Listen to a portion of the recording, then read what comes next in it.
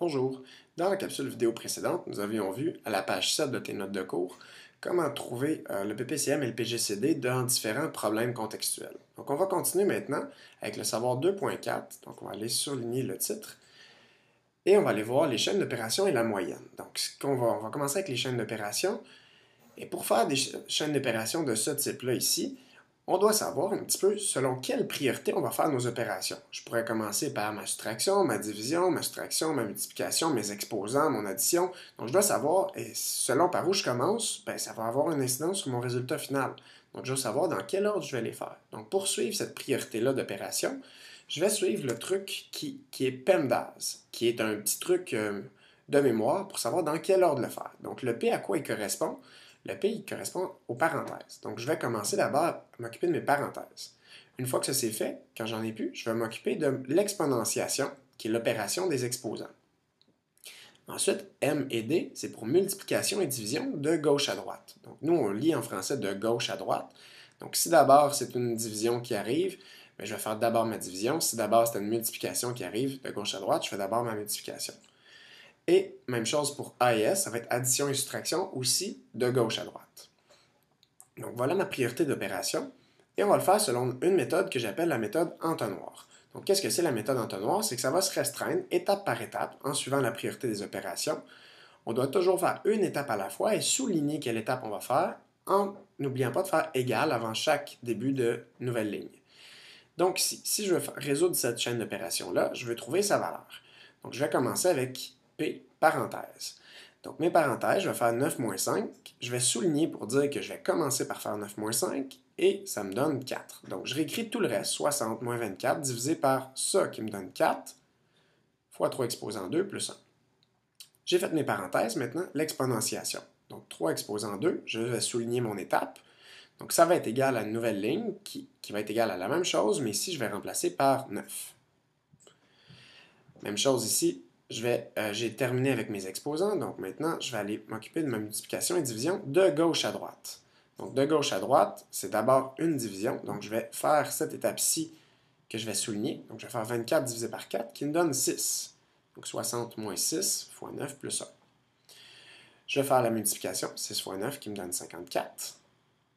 Et là, c'est mes additions et soustractions de gauche à droite. Donc, je ne peux pas commencer avec l'addition ici. Je dois faire ma soustraction parce que c'est de gauche à droite. Donc, 60 moins 54 me donne 6 et 6 plus 1 me donne 7.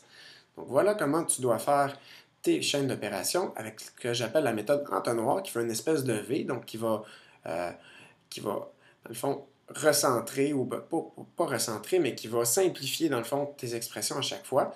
Et la valeur de ma chaîne d'opération de départ est égale à 7. Donc, je vais continuer. Deuxième exemple.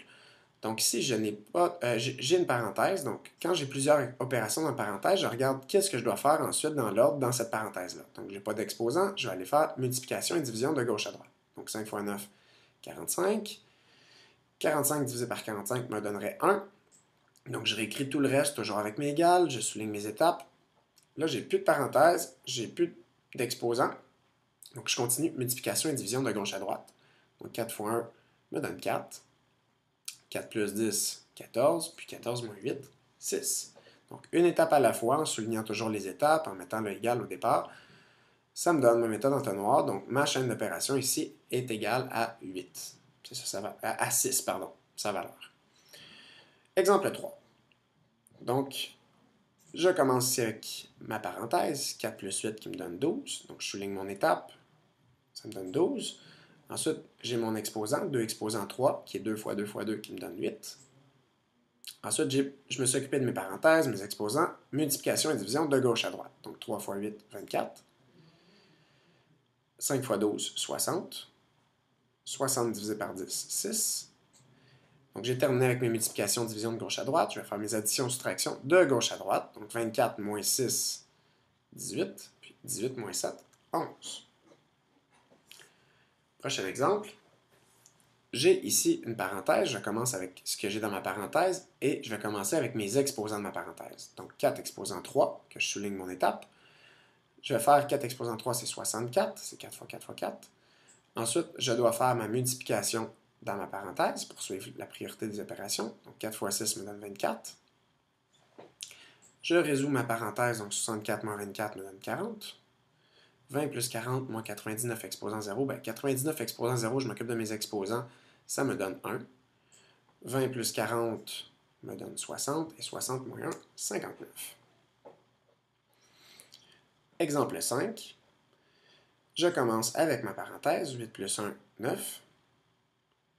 Ici, quand j'ai plusieurs exposants, ça ne me dérange pas si tu les fais plusieurs en même temps. Donc 2 exposant 1 me donne 2, et 4 exposant 2 va me donner 16. Donc je remplace ici 2 exposant 1 par 2, 4 exposant 2 par 16. Ensuite, mes multiplications et divisions de gauche à droite, 17 fois 2, 34, 6 fois 9, 54, 54 divisé par 3, 18. Ensuite, c'est mes additions et soustractions de gauche à droite, 34 moins 18, 16, puis 16 moins 16, 0. La dernière est un peu particulière parce qu'il y a quelque chose qui va simplifier rapidement. Ici, je peux remarquer que j'ai des parenthèses dans une parenthèse dans une parenthèse. Quand ça arrive que j'ai plusieurs parenthèses, une à l'intérieur de l'autre, je commencerai toujours par ma plus petite parenthèse, ma parenthèse qui est à l'intérieur pour aller ensuite vers l'extérieur. Mais ici, ce que je peux remarquer pour sauver plusieurs étapes, je sais que j'ai ici une parenthèse exposant 0. Donc, peu importe ce que ça me vaut dans ma parenthèse, je pourrais aller le calculer. Je trouverais que ça vaut 12, mais 12 exposant 0 donne 1. Mais que ce soit 12 exposant 0 qui donne 1, ou 13 exposant 0 qui donne 1, ou 129 exposant 0, ça donnerait toujours 1.